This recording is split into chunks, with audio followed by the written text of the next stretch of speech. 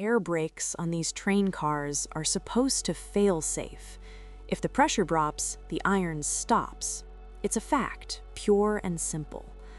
But if a valve in the control manifold bypasses, the whole system vents and the brakes release instead of holding. Suddenly, 80 tons of train is racing down the tracks. Cassidy Rowe didn't know she was standing in the shadow of a manifold failure. She only knew she had been on platform 7 for 11 long minutes. She checked her watch, again, and the 4:15 Cedar Falls Express still wasn't here. Her backpack was heavy, her roller bag had a squeaky wheel, and the train was late.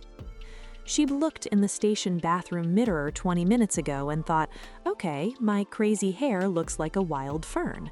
It's a look, I guess. She'd wrestled it into a clip. The clip had given up 3 minutes later. The hair had won, as it always did. She ate the last of her granola bar, chewed, stared down the track. Come on. Static. The 4:15 Cedar Falls Express is now arriving on platform 7. All passengers, please have your tickets ready. All luggage must be properly stowed. Static. Finally.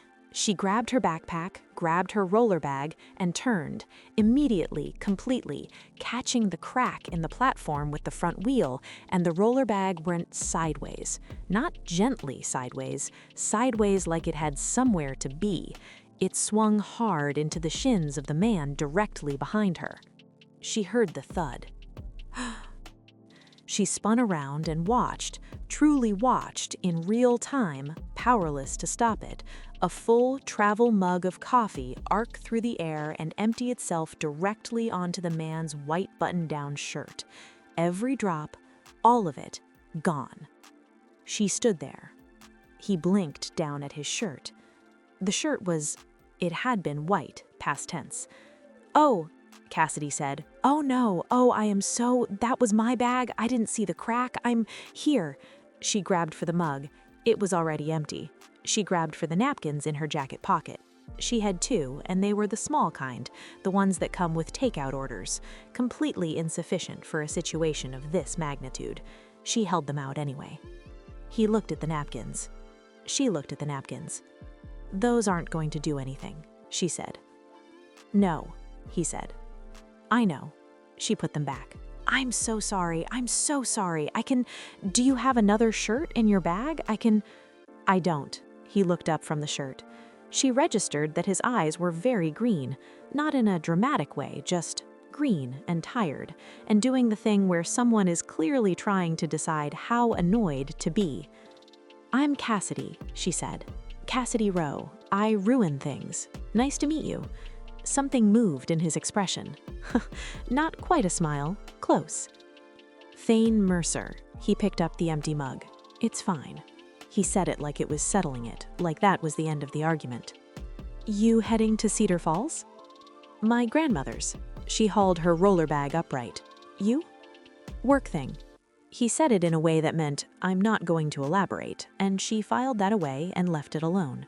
The train pulled in. Car 3 was warm and half full and smelled like upholstery cleaner. Cassidy found a window seat. Thane, in a damp shirt, took the seat across from her. She did not ask. He did not explain. The conductor came through. Older man, silver mustache, the kind of person who had been punching train tickets since before Cassidy was born. "Tickets, please. The 4:15 Cedar Falls Express departs in approximately 3 minutes. There will be no food service on this train. Luggage must be properly stowed." Cassidy got her ticket punched. Thane got his ticket punched. The train moved. For a few minutes, everything was normal. Outside, the Harwick station slid away, then the parking garage, then the last of the shops and the chain-link fences. Cassidy leaned her head against the window. She was almost relaxed when she noticed the vibration. Not the normal train vibration. She'd ridden this line 6 times. She knew what normal felt like, that low, steady hum. This was different. It was sharper, faster. It moved up through the seat and into her spine and then her teeth, and that was when she thought, wait. She looked outside. The trees were blurring, not moving fast, blurring. Thane? He was already looking out the window. His whole body had gone the careful kind of still. Yeah, he said. Are we going fast? We're going too fast. The train hit a curve. The car tilted. Someone's bag slid across the overhead rack. A woman 2 seats up grabbed her armrest. From the front of the car, a voice. Is it just me, or is this train? The answer was obvious. It was in every rattling window. Thud. Cassidy's roller bag fell out of the overhead compartment. It hit Thane on the arm on its way down. That's mine, she said. I know. He set it aside, one-handed. He was focused on the window. His jaw was tight. The brakes, he said, almost to himself. What about the brakes? If the primary air brake system fails... He stopped. He was doing something in his head. Where's the conductor? As if on cue, the conductor reappeared. Half jog, controlled panic. Dispatch, this is Conductor Hale. We are experiencing a brake failure on the primary system. I repeat, primary brake failure. We are approaching the Harwick Freight Junction at an unacceptable speed. Please advise. The car went very quiet. Then everybody started talking at once. The smell hit first. Hot metal, burnt rubber, the specific sharp scent of something mechanical being pushed past its limit. Then the sound changed. The rails started screaming. Cassidy pressed her hand flat against the seat. She could feel it through her palm. It buzzed like standing next to a generator. Her stomach was starting to feel a bit green. Okay, breathe. She looked at Thane. He was already standing. There are manual friction brake overrides, he said. One at the end of every car. It's a physical drag lever. It won't stop us, but if I can work it down far enough, it should drop us from 80 to somewhere around 40. How do you know that? He looked at her. He wiped his hand on his jeans. I'm a civil engineer on the Harwick Safety Review. I've been trying to get this fleet inspected for 6 weeks.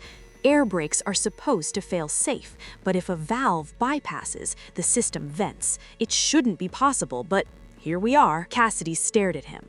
Right, she said. What do? We get to the lever. They moved down the aisle. The train was swaying now. Cassidy braced on the seatbacks, hand over hand. Thane was ahead of her, steady. He reached back, caught her elbow when she stumbled. Thanks, she said. Don't thank me yet. The emergency panel was at the far end of the car. Red housing. Thane yanked the panel open. Inside, a lever the size of a wrench handle. He grabbed it, pulled. It moved 2 inches and stopped. He pulled harder. The lever didn't budge. It seized, he said. The cable housing, it's probably corroded. This fleet hasn't been... He stopped. He braced his foot against the wall. He pulled again using his whole back. The lever moved another inch. Ugly. Give me your weight. Brace behind me, push down on my arms. Cassidy squeezed in beside him.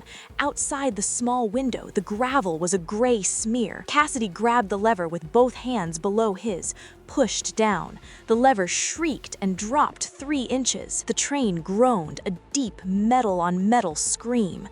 Something underneath them caught. It wasn't smooth, it was jerky and violent. But we were slowing, finally. The air around them sharpened, friction smoke and hot metal. It's working, she said. It's working a little, he said. We need to get it down further. Her hands were shaking. The hot metal smell was in the back of her throat. A stray curl fell across her face. Thane reached up and brushed it back behind her ear. His hand was steady. Ready? He said. Yeah, she said. Push! Here was what was happening at Harwick Junction at that exact moment. A freight crew was stopped for a routine blockage. Gerald Osei had jumped down from the cab to deal with it. He was kneeling on the gravel when he heard it. Not the horn, the pitch. 31 years on freight lines teaches you what a train sounds like when it isn't right. The sound was too high, too fast. Gerald dropped the wire. He ran. up the ladder in 4 seconds. All crew, hold on. Reverser full back. Do it now. The train groaned and bucked. It moved like a reluctant elephant, slowly, massively, backward. But it moved, just enough. The metal didn't just groan, it screamed. When 40 miles per hour of runaway steel slammed into that dead-end gravel, the world, it just turned inside out. Gerald had moved his engine just enough to clear the line, thousands of tons of iron shifting, but the impact, it was still a jumbled mess of kinetic energy and bad luck. Our car jumped. The one behind us followed suit, folding like a cheap accordion in the dirt. Silence. Thick, dusty, and heavy. I couldn't see a thing. The air was a wall of choking white dust. It felt like someone had stepped on my chest and stayed there. "Cassidy?" I wheezed. My voice sounded small, like it belonged to someone else. "Cassidy, talk to me." A cough came from the mess to my left. I'm here," she rasped. I felt her hand fumble for my shoulder, tight and shaking. "Are you hurt? Thane, tell me you're okay." "I'm in one piece," I said, reaching up to steady her hand. "I think. Yeah. You?" "I'm alive. Everything just stopped."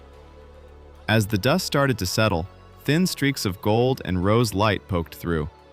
The light hit the floating grit like tiny searchlights. It showed the disaster. The floor tilted at a sick angle. Walls crumbled and peeled back like a tin can. The light hit Cassidy. Her hair was a wild, static-charged halo. She took a shaky breath. "Thane, please tell me you've got a rubber band in your pocket. I can't meet the paramedics looking like I stuck my finger in a light socket." I let out a ragged laugh. "It's a look, Cass. Edgy." Outside, we could hear the muffled shouts. Banks Miller was calling the shots. They told us not to move. So we sat in that tilted, dark cocoon while the gold in the sky bled into a deep, midnight black. Time didn't just pass, it dragged. Hours that felt like a lifetime. "It was after 4:30 when we finally left the station," I muttered, staring at the shadows on the ceiling. "Seems like a different lifetime ago." "I know," Cassidy whispered. She didn't say anything else for a long time. The weight of the dark was pressing in on both of us. To keep the panic from swallowing us whole, we crawled into the wreckage of each other's lives. "Willow," she said, her voice cracking. "My golden retriever. I had to put her to sleep last November. The hardest part wasn't the vet's office. It was the weeks of lonely walks after. My hand would ghost reach for a leash that wasn't there. The silence in the house. It's louder than the crash." I leaned my head against a cold pipe. "I get the ghosts. I moved my mom into memory care 3 months ago. Alzheimer's. It's like a slow house fire, Cass. One Tuesday she looked right through me, total stranger, and asked when my father was coming home. He's been gone 10 years. It's like watching her evaporate, while she's sitting right in front of me." Cassidy reached out, her fingers brushing mine. We stayed there, suspended in the debris. Our voices dropped to low, rhythmic murmurs, trading the kinds of truths you only tell when you're pretty sure the world is ending. The conversation drifted deeper, our voices blurring into the background hum of the settling metal. The words softened until they were just a steady, comforting hum against the cold. The specifics faded into the shadows of the car. A private exchange meant only for us, while Banks Miller's saws whirred in the distance. Suddenly, the wreckage shifted. A support beam groaned and slid, pinning Cassidy's leg against the floorboards. I watched the color drain from her face. Her breathing turned into shallow, panicked stabs. I lunged forward, cupping her face in my hands. I forced her to look at me, blocking out the jagged metal in the shadows. "Look at me, Cassidy. Right here. Don't look down," I commanded. "Name something you want to do as soon as we get out of here. Give me one thing." She surged forward, clutching my wrists, her eyes wide and wet. "I want to eat blueberry pie," she yelled. the sheer volume of it startling both of us. "A huge, messy slice of blueberry pie!" The roar of the jaws of life finally cut through the side of the car, followed by a blinding flood of flashlights against the night sky. Banks Miller was the first face we saw, soot-stained and focused. Then came the chaos of triage, the smell of antiseptic, the snap of latex gloves, and the crushing cold of being separated as they loaded us into different ambulances. I found her after the hospital released us. It was that strange, quiet hour just before dawn. At a diner 3 blocks away, both of us in mismatched sweats and limping, still wearing those plastic hospital ID bracelets. 2 plates sat between us, smeared with telltale purple stains and flaky crust remnants. We talked until the sky outside the window turned from gray to a bright, clear blue. I looked at the pie, then at her as the morning light hit the table. I've spent a lot of my life waiting for the right time to say things, but sitting in that car, I kept thinking about how much I didn't want the night to end with us going our separate ways. "I'd really like to see where this goes, Cassidy, if you're up for it." She smiled, tired but real. "I'd really like that, Thane." We walked out of the diner just as the sun fully crested the horizon. The world looked brand new. A year has passed since that sunrise, and the church is full. In the front row sits Gerald, the engineer, looking handsome in a dark suit. Next to him is the conductor, and across the aisle sits Wilma. She isn't just the waitress from the diner anymore, she's become a close friend. She looks pretty in her bright yellow dress, dabbing at her eyes.